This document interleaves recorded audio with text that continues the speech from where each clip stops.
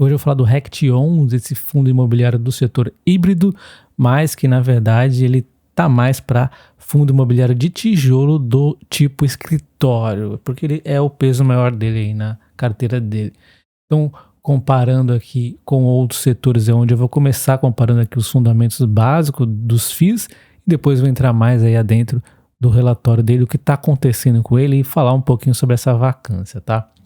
Bom, então ele é do setor híbrido, né? O VINO11 eu vou comparar com o VINO11 híbrido, o HGR11, que é de laje corporativa, XPLG11, só para a gente ter uma noção aqui, logístico, e o MXRF11, tá? Como outros, mas é um FII de papel, né?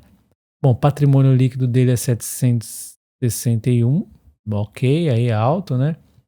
A liquidez também é bem negociado, então até aqui tudo ok. E aí a quantidade de ativos para alguns acho um pouco, para mim 8. Para FII de escritório eu acho interessante, tem um lado interessante isso, porque quando a gente tem muito, que nem o HGR11, fica difícil acompanhar. Se fosse de logística ainda era mais fácil, mas, bom, enfim. Aí vai da opinião de cada um, eu acho 8 adequado. Se fosse menos, talvez ficasse muito pouco. Se fosse muito mais, ia ficar muito. O FII tá também pegando novos escritórios aí.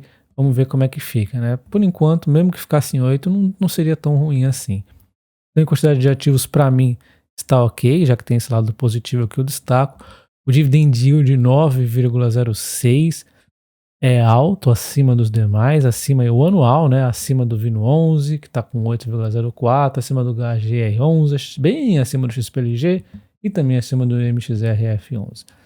Dividend yield nos últimos 3 meses é em 2,26, quando a gente anualiza isso, dá 9,04, então está em linha aí com os últimos 12 meses, porque o dividendo até tem tido uma queda, mas a cotação também, o que tem mantido aí o yield, o que não necessariamente é muito bom, né? Já que você acaba perdendo aí na cota, né? E aí falando com os outros FIIs aqui, também a foto meio que se repete, exceto que o HGR11 dá uma encostada, mas isso aqui pode ser um não relevante, não recorrente que teve aí no último mês, tá? Aí falando de PVP, tá barato, 0,86, o único aí que tá com um preço próximo seria o HGR11, então tá vendido abaixo do valor patrimonial, é um descontão, né?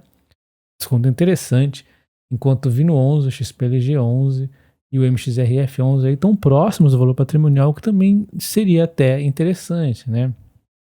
As taxas aí, pelas regras, não calculei a taxa efetiva mesmo, mas a taxa pelas regras é 1,17, eu acho salgada. Eu sou anti-FII que cobra taxa salgada, eu sou anti-imposto, eu sou anti-FII também que cobra taxa salgada, eu sou anti-taxas, impostos e toda essa tranqueira aí.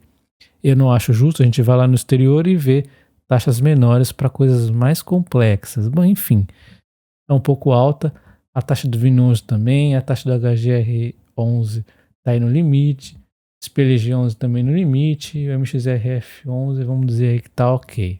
Bom, então, esse foi aqui, essa visãozinha aqui bem básica. Agora vamos dar uma olhada aí um pouco mais sobre esse FII, né? Esse fundo imobiliário RECT11, ele tem passivos, mas ele vem reduzindo ao longo do tempo.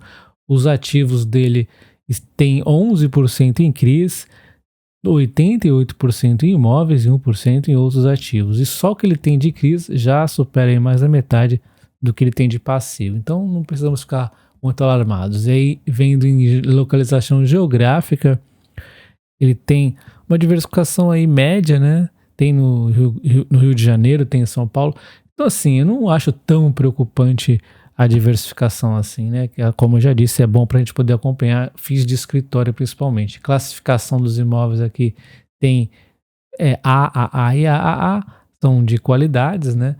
Sendo que a maioria aqui são os A, né?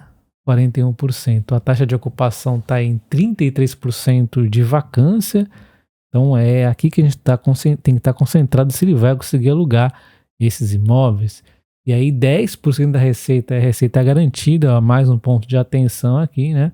E aí a receita do RECT11 está em 75% vindo de aluguel e 25% vindo dos CRIs dele, né? De papel, são CRIs aí de alta rentabilidade.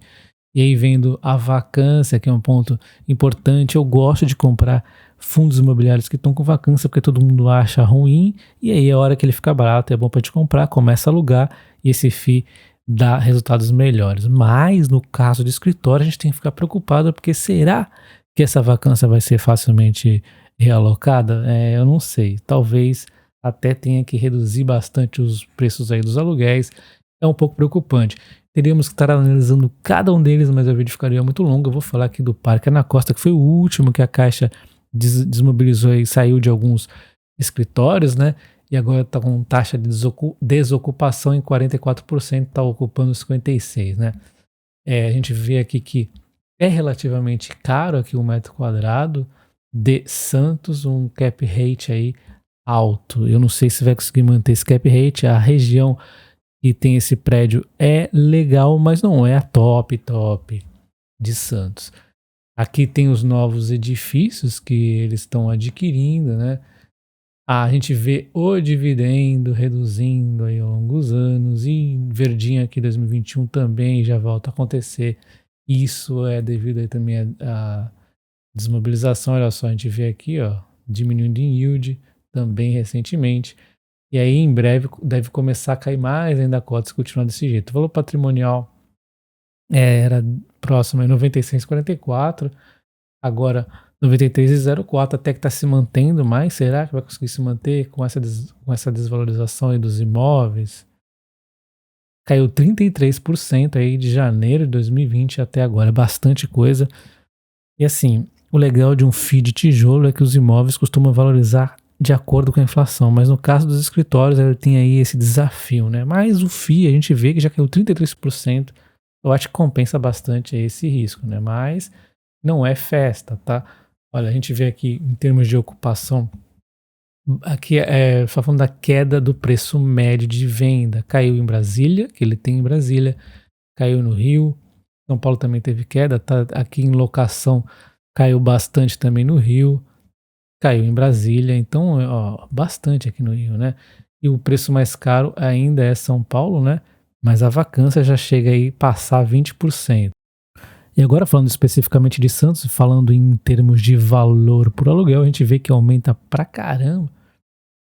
E falando particularmente de Santos, a gente vê, olha só os preços do metro quadrado nos edifícios comerciais, como tem um range bem grande, então depende muito da região que o prédio se localiza.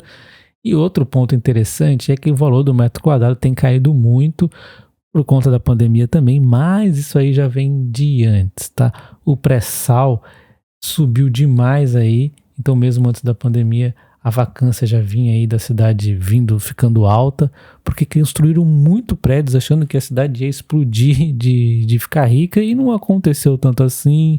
Teve todos aqueles problemas que tiveram com a Petrobras também, que atrapalhou mais, e no final das contas tem muitos prédios aí para menos empresas. Os prédios vieram antes da evolução, né? E aí os empreendedores da Baixada Santista, 30% acreditam no modelo compartilhado, eles também acreditam em coworking, acreditam em edifícios, como eu acabei de dizer, compartilhados, e também em home office, que vão pressionar aí os preços, né? E aí mais de 30% dos empresários deram desconto aí pro pessoal. Olha só, a gente vê aqui 31% deu 50% de desconto, mas 21% aí adiou ou postergou o pagamento, e tem diversos tipos aqui de desconto, como você pode ver. Então tiveram sim que ser flexíveis para não ter mais dificuldades ainda no futuro. E vale a pena investir no Rect 11? Bom, mesmo com a sua queda aí dos dividendos, o quanto que ele caiu de cotação, mais de 30%, compensou, e o seu dividend yield continua interessante, ou seja, ele caiu mais na cotação do que no próprio dividendo, mantendo o dividend yield alto. Aí esse PVP de 0,86 é um super desconto, então sim, vale a pena, porque esse cenário extremamente pessimista já foi precificado. O problema é que eu também sou pessimista com relação aos escritórios, então eles conseguiram, o mercado conseguiu ser um pouco mais pessimista que eu ainda, e precificou bem aí, bateu bastante aí no Rect 11. Então, para quem gosta desse setor, para quem está pelo menos parcialmente aí pessimista, já está valendo a pena o Rect 11. Eu não compro porque seria mais um tipo de setor para eu estar acompanhando, então prefiro ficar nos setores que eu já tenho de fundo imobiliário, principalmente mais focado no logística, e o meu setor aí que é um pouquinho mais complicado seria os shoppings e talvez aí estou começando aí no de papel. Então, para mim, eu não compro, mas eu acho sim que vale a pena. Tem que fazer essa distinção, porque não é porque vale a pena que eu vou sair comprando e não é porque eu acho que vale a pena que você vai sair comprando. Cada um faz a sua análise de acordo aí com a sua carteira, de acordo com os seus critérios. Mas o fato é que esse FII está interessante. Não é a oportunidade do século, mas é uma boa oportunidade. Abraço, até o próximo vídeo. Valeu!